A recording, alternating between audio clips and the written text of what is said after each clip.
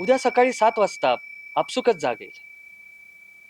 सगळं आवरून टापटीप तयार होऊन पायात मोजे घालताना अचानक लक्षात येईल की आता शाळाच नाही.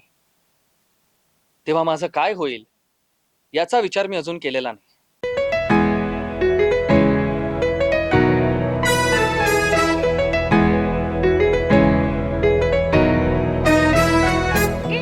पण काही म्हणा, आजचा कार्यक्रम मस्त झाला रे.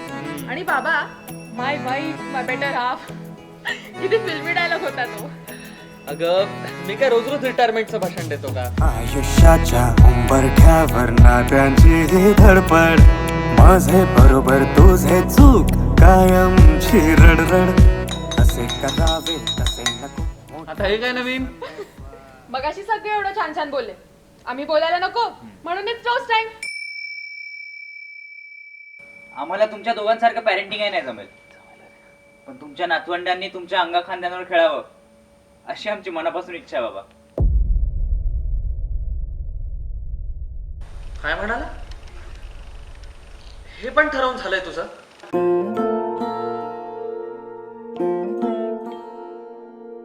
पेन्शनर माणसाची हीच गत आहे सगळीकडे.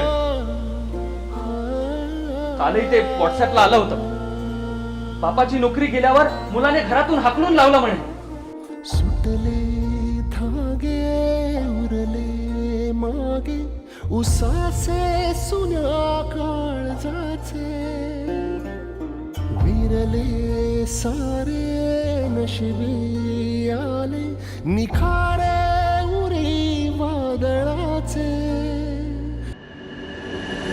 तुम्ही जेव्हा याल ना, आपण सोबत गोंधळ म्हणू. माझ्या बाळांना गोंधळ ऐकायचं आहे ना?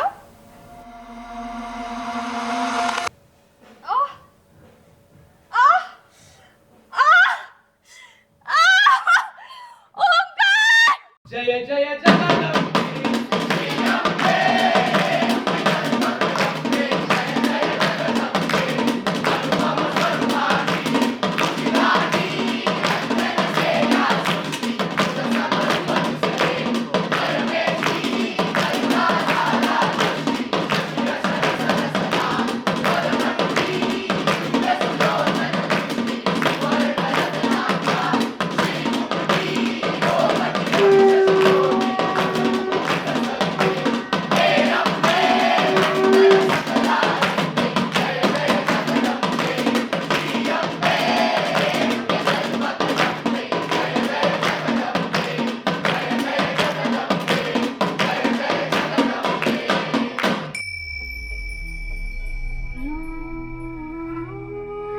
मी आलो आणि आजीला म्हणालो की आजी, मला पण ना ऋषी कपूर सारखं विदेशात जायचं, खूप खूप फिरायचं.